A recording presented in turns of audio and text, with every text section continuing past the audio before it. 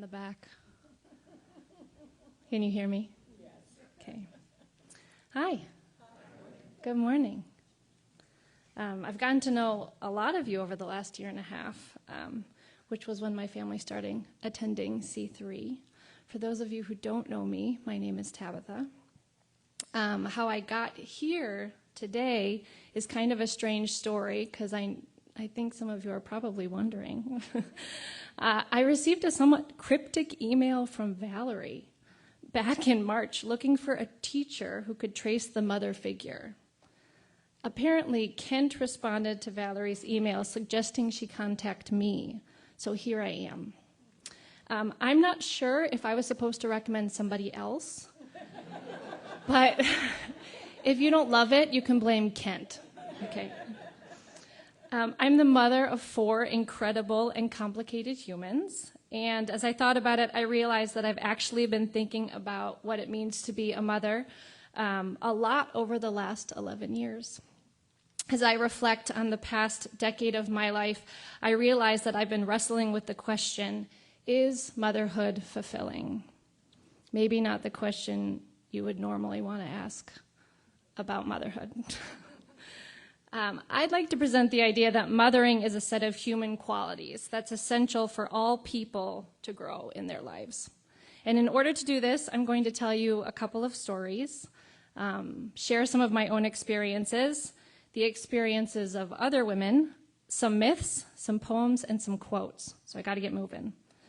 I'm going to start with the history of Mother's Day in the United States. Does anyone know the origins of Mother's Day? No? Oh. Yes? You want to share? No? Okay.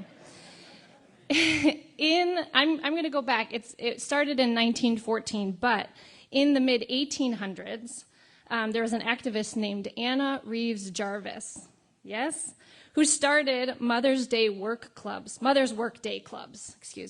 Their purpose was to work in their communities to improve health and sanitary conditions, because life was very hard in the 1800s. During the Civil War, Jarvis moved the clubs to declare a position of neutrality and to work toward not only caring for soldiers on both sides of the conflict, but to reconcile all communities torn apart by the split between the Union and the Confederate loyalties. The early U.S. Mother's Days, officially championed and started by Jarvis's daughter, were grounded in social activism and peace advocacy. They were rooted in the idea of women as social and political activists. And they were trying to benefit society as a whole rather than as individual contributors to the private lives of single families. I want to start here because I think this is a good gateway into the idea of mothering. I love this idea that while the men are at war, trying to decide who's right, fighting the enemy, there were a bunch of women who got together and said, can you see what's happening here? We are at home trying to keep the children alive, and this war is creating the worst possible conditions for thriving. All of our lives are connected, and this war is destroying our future. But how do you get to a place where you can see past the divisions? How do you become empathetic to your enemy? I'm going to start with the story of the old spider woman. In many indigenous traditions, the feminine face of God takes the form of a spider that weaves the world into being, affirming our mutual dependence with one another and the planet we share. The people of the Acoma Pueblo tribe believe that when the one who made the world created all that is, he left it unfinished. So he commissioned the old spider woman to complete creation. He entrusted her with baskets filled with the necessary ingredients, and she handed the baskets to her sisters, who were first blinded by the radiance of what was inside. Old Spider Woman taught her sisters the prayers to nurture life, and when they were finished praying, Old Spider Woman told her sisters to look in all directions before taking it upon themselves to rule over creation. Take a breath. Look in all directions before stepping up to mend the world. The essence of the Spider Woman lies in the truth of interconnectedness. We live in a web in which every link connects to every other link. I want to tell you next a Native American story from the Wabanaki people called Glooskap and the Baby. Glooskap was a mighty warrior with magical powers. He saved the world from an evil frog monster. He defeated giants, demons, witches. He had conquered all of his enemies, and he thought he was pretty great. One day, he boasted to an old woman that he was invincible. "I am so great and powerful. There is no one who can defeat me." The old woman laughed. She warned Glooskap not to be too certain. "There's one foe you've never faced," she told him. Glooskap demanded to see this mighty being, so the old woman went into the next room and brought back, what was it? A baby. Yes, a little baby. She set the baby on the floor, where he sat cooing and sucking his thumb, and Glooskap smiled at this silly prank. Why, this great foe was only a small child. "Baby," he said, "come to me now." But the baby just sat, cooing, drooling. Glooskap tried to charm the baby by imitating the beautiful song of a bird. The baby smiled, but he didn't move. Glooskap was not used to being treated in such a manner. He became angry and roared his command that the baby come to him. This made the baby cry. Glooskap recited the most powerful incantations he knew. He recited an incantation to banish demons and to raise the dead, but the baby continued to cry harder and harder. At last, Glooskap, the great and powerful warrior, had to admit defeat. He strode away, vanquished. The baby went back to cooing. Conquering foes in the outer world requires directness, aggression at times, boldness. Being with children requires something very different. Babies, young children, teenagers, they challenge our sense of control. The skills valued in professional life don't necessarily prepare us to mother. We need flexibility, emotional regulation, careful attunement to the people around us. These things are necessary for successful parenting. We can believe that the only way to approach life and its challenges is through control, determination, and self-focus. My kids ultimately don't care too much about my to-do list or whether I'm meeting my goals. And don't tell my kids, but ultimately I will never control my children. They are their own people, and they will do what they want. I love the poem On Children by Khalil Gibran. Your children are not your children. They are the sons and daughters of life's longing for itself. They come through you, but not from you. And though they are with you, yet they belong not to you. You may give them your love, but not your thoughts, for they have their own thoughts. You may house their bodies, but not their souls, for the souls dwell in the house of tomorrow, which you cannot visit, not even in your dreams. You may strive to be like them, but seek not to make them like you, for life goes not backward, nor tarries with yesterday. You are the bows from which your children, as living arrows, are sent forth.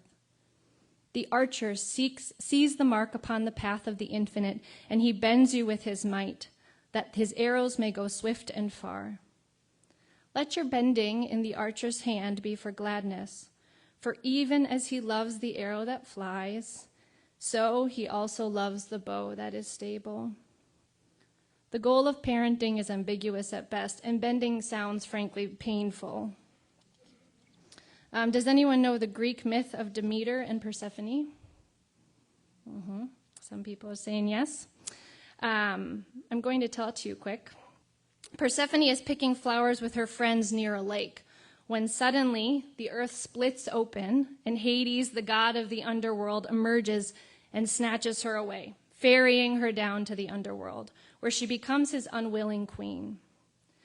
Sensing something amiss, Persephone's mother, Demeter, calls her daughter's name, but to no avail. She only finds scattered petals floating on the lake's surface. Raging across the earth in search of her daughter, the goddess brings the first winter to mankind as punishment for Persephone's disappearance. Zeus, ultimately realizing that the world will perish if Demeter doesn't get her daughter back, eventually returns Persephone to her mother.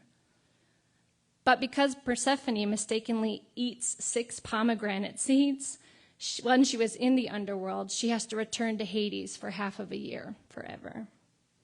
The story of Persephone is used to explain the cycle of the seasons. Fall and winter each year is understood to be the time when Persephone descends into the underworld. But the story is also about motherhood and the necessary pain of letting a child go so that she can fully be herself.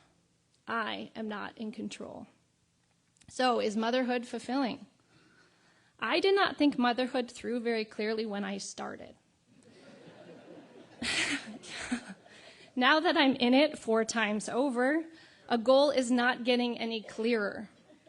In fact, as my children get older, I think the joys and sorrows of parenting are only getting more complex. Those feelings are becoming more entwined and inseparable.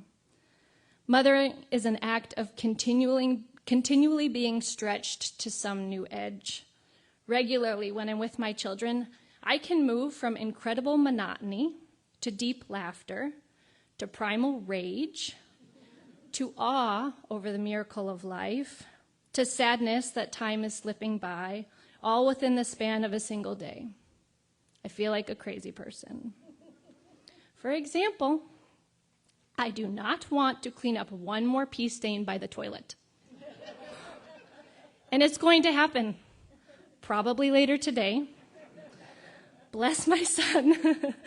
But the pee stain means that I'm not spending $50 a month on diapers anymore. And when I think about how Liam is going to grow up and realize soon he won't need me to clean up after him, I mean, that's what I want, right? And tomorrow, Abby, my oldest kid, is going to turn 11. Exactly 11 years ago today, it was a Sunday. It was Mother's Day. I was 39 days and 6 weeks pregnant, and I couldn't stop thinking about how any second I could have a baby. I thought it would be very romantic to have a baby on Mother's Day. But that was the start of me losing control of my grand plans. The next day, on Abby's due date, I went to my doctor's office, and my doctor let me know that Abby's head was facing the wrong direction. She was flipped upside down, and so a scheduled C-section was made and had that afternoon. That was not how I thought my baby's birth would go. There was even some part of me that wondered for a time if I was even really a mom because of how Abby came out of my body. I didn't have control anymore. Abby was the most wonderful thing I had ever experienced. She was mine to love, to feed, to snuggle. She smelled so good. I would stare at her for hours. I remember pulling out my camera and trying to photograph and capture every piece of her beauty, which I failed at. It was impossible to document. It's like trying to capture the size of the Grand Canyon. The magnitude of her felt otherworldly. But it's just how beautiful the world actually is. I could just see it. I was embodying a piece of becoming a mother. Becoming a mother was also very difficult for me. For 24 hours a day, I was at the service of someone else, and it was excruciating. I was finding a new way to interact with the world, and the skills that old Glooscap was using in his story were of no use to me. On top of that, I was suddenly very sleep deprived, and let us remember that under the Geneva Conventions, sleep deprivation is defined as torture. There have been times where I was so angry with my kids. I've lost my temper, and I've screamed at them, and I've seen them get scared. It's now become something of lore in our house that I slammed one of my kitchen cabinets so hard that I broke the glass and it shattered everywhere. The kids will still say, "Remember that time you broke the cabinet window?" Before Abby was born, I hadn't felt that level of frustration since I was a child myself, and I was fighting with my sisters. Being a mother made me feel bipolar. I was Glooscap, but I couldn't walk away from the baby. I want to start with Faye Weldon's quote that I put into the bulletin. The greatest advantage of not having children must be that you can go on believing that you are a nice person. Once you have children, you realize how wars start. When I first read this quote, I smiled and I thought, yes, children, they can fight. But I think this quote is actually about what happens to yourself after you have children. Without being able to rely on control and power, deep feelings can start to come to the surface. Some religious traditions acknowledge these feelings pretty openly. The Hindu goddess Durga is the protective mother of the universe. As such, she's willing to unleash her vengeance in order to combat forces that threaten peace and prosperity. Durga is depicted as a warrior woman with 8 hands carrying weapons of different kinds. Often, she's depicted as riding on a lion or a tiger. A tiger symbolizes unlimited power. The lion is a symbol of uncontrolled animalistic tendencies, such as anger, arrogance, selfishness, greed, jealousy, desire to harm others. Durga, sitting on a lion, reminds us to control these qualities so that we are not controlled by them. Lisa Marchiano is an author and a Jungian analyst. She has this fantastic book on motherhood, and she says, "Motherhood may offer us one of the few places in our lives where we can see most clearly our own shadow, because it pushes us to such extreme feeling states. To understand how wars start, we must be aware of our capacity for violence and destruction. At an intellectual level, we may be aware that we are hypothetically capable of terrible things just by virtue of being human, but we may have never met those parts of ourselves." When I was about 34 and 3 kids in, my good friend and roommate from college told me that she wanted to have a baby. Although she'd had a few serious dating partners, she was single. But she told me she'd done everything else in her life. Why couldn't she have a baby too? I couldn't imagine raising a baby on my own. And maybe even more intriguing for me was, would it be as hard for her as it was for me? So I asked her if I could make a documentary about her journey, and she said yes. The film unfolded in all sorts of unsurprising ways. Eventually, I added 2 more mothers to my film, but the central tension that started everything didn't change.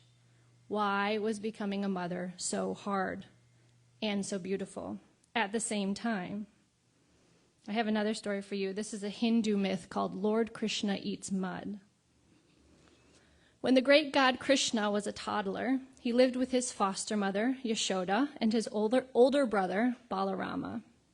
One day, Balarama complained to his mother that Krishna was eating mud. Fearful for his safety, Yashoda took Krishna's hand and scolded him sternly. "Why have you been eating mud?" she asked him. Krishna looked up at her, his eyes wide with fear. When he denied eating any mud, Yashoda demanded that he open his mouth so that she could see. The boy opened his mouth wide, and his mother looked inside. There she saw the sun, the moon, and the stars. She saw the eternity of the earth with its mountains, lakes, and oceans. She saw all of creation, the universe, fire, the air, the swirling constellations. She saw the very fabric of time stretching out in all directions. After a moment, Krishna cast the divine power of illusion over his mother in the form of maternal affection. Her memory was immediately erased. She took little Krishna on her lap as her heart brimmed with intense love. Motherhood may be unique in its almost guaranteed ability to allow us to oscillate between the ordinary and the infinite, in a matter of seconds sometimes. The lessons of mothering do not stop there. The author Elizabeth Sohn says, "Making the decision to have a child, it is momentous. It is to decide forever to have your heart go walking around outside your body." Not longer was I no longer in control. Not only did I see the incredible and unconditional beauty of another human being, but now my own mental health and well-being is severely affected by this thing that I love and I'm not in control of. That is vulnerability at its finest. After Abby was born, I woke up every night for the first 3 months, convinced that she was trapped in the blankets of my bed. Now I worry when I back my car out of the garage. What if one of my kids is standing behind the vehicle? I think about all of the things that could happen to them when they walk around the block. I worry if they're eating enough fruits and vegetables. I worry about the pesticides that they may or may not be eating on said fruits and vegetables. The list goes on and is unique to each child and where they might be at any moment. I didn't worry like this before I had children. Thankfully, I've encountered very few difficult situations, but I know that's not true for all families. A tragedy might not have happened yesterday, but it could happen tomorrow. I have a dear friend, Lisa, who when she was pregnant with her second baby, went in for her routine ultrasound at 20 weeks, halfway through her pregnancy. The 20-week ultrasound is supposed to be an exciting event. You finally catch a glimpse of the thing inside of you. You can count toes. You can find out if you're having a boy or girl. In Lisa's case, at some point during the ultrasound, the technician excused herself and went to get a doctor, which is never a good sign. Lisa was told that her daughter's abdomen and organs hadn't developed as they should have, and the doctors didn't expect the child to survive for long after birth. There was nothing that could be done. It was a worst-case scenario. Lisa, with her husband's full support, decided to carry her child to term. She had a C-section, a major abdominal surgery, and her daughter spent 33 minutes with her parents before leaving the world. The part that always gets me, as I remember it, is that the drugs the doctors gave to Lisa for the C-section made her terribly sick and tired. She'd given her daughter her whole body, physically, mentally, emotionally, for 37 weeks. And then she only had 33 minutes with the baby. And she was consumed by exhaustion and nausea. Is motherhood fulfilling? Is it worth it?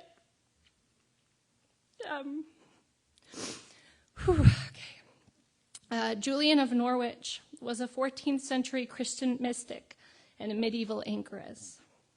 She wasn't even really named Julian. She walled herself into a small cell attached to St. Julian's Church in Norwich, England.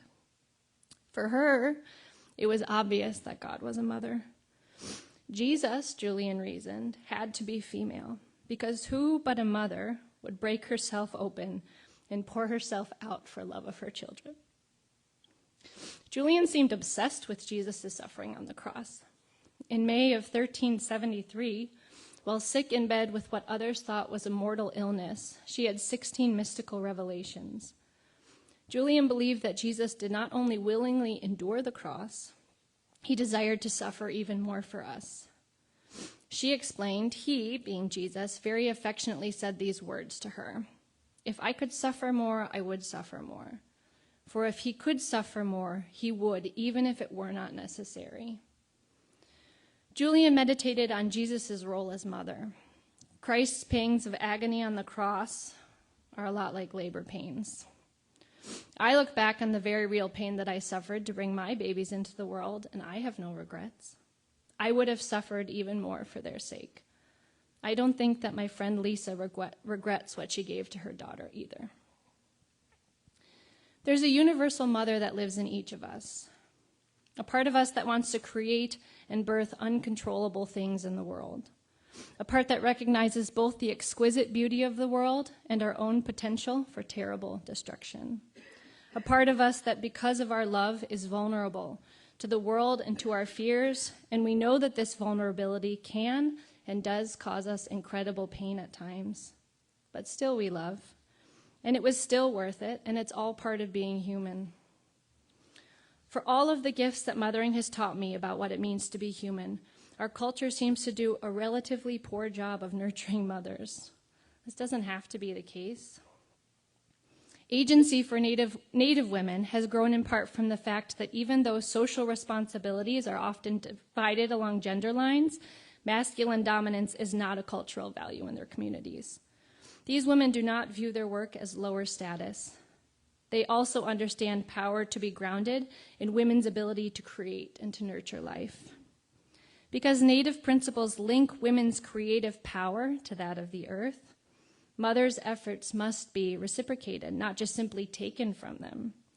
For a mother to continue providing, she must be mutually nourished and cared for, much as the earth must be cared for and replenished.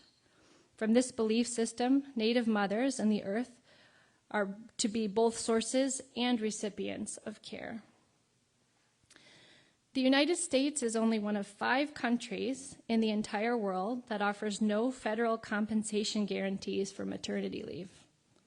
Among 11 developed countries, the United States has the highest maternal mortality rate and the only country that does not guarantee access to home visits by providers after the mother has given birth. Compared with any wealthy nation, the United States also spends the highest percentage of its gross domestic product on healthcare. I don't know why there's any surprise that to so many Americans, the earth is a resource from which we can just take continually. We treat our mothers the same way we treat our earth. You give, we will take. But in doing so, we undervalue the mother that lives in each one of us. We are seeking a wild and wise mother. We cannot separate from her. Our relationship to this soulful mother is meant to turn and turn, to change, and it is a paradox. This mother is a school we are born into, a school we are students in, a school we are teachers at, all at the same time and for the rest of our lives. Whether we have children or not, whether we nourish the garden, the sciences, or the thunderworld of poetics, we always brush against the wild mother on our way to anywhere else. And this is as it should be. Is motherhood fulfilling? Do you feel rewarded and satisfied when you are connected? Is there value in letting go? Can you accept your darkness and your anger? Can you live without always having control, being open to great pain? I see this mothering spirit here at C3. I think supporting Felipe and his family is an act of mothering. I think Charity McMaster and this community's impulse to raise money and resources for Pastor Tim across the hallway after his house burned down is an act of mothering. I think Patty's offer to connect kids in South America with eclipse glasses comes from a spirit of mothering. You don't even have to call it mothering if you don't want to, but I'm telling you, it's because of my children that I woke up to these values. I could ignore them before because I could defeat my enemies with a clear goal and some self-determination. I could have gone on believing that I was a nice person. Motherhood does not have an end goal, but when I live into the traits of motherhood, I certainly live more fully. And in that way, I think motherhood is incredibly fulfilling. Mark Twain sums it up nicely. My mother had a great deal of trouble with me, but I think she enjoyed it. Yes, both can be true at the same time. Thank you.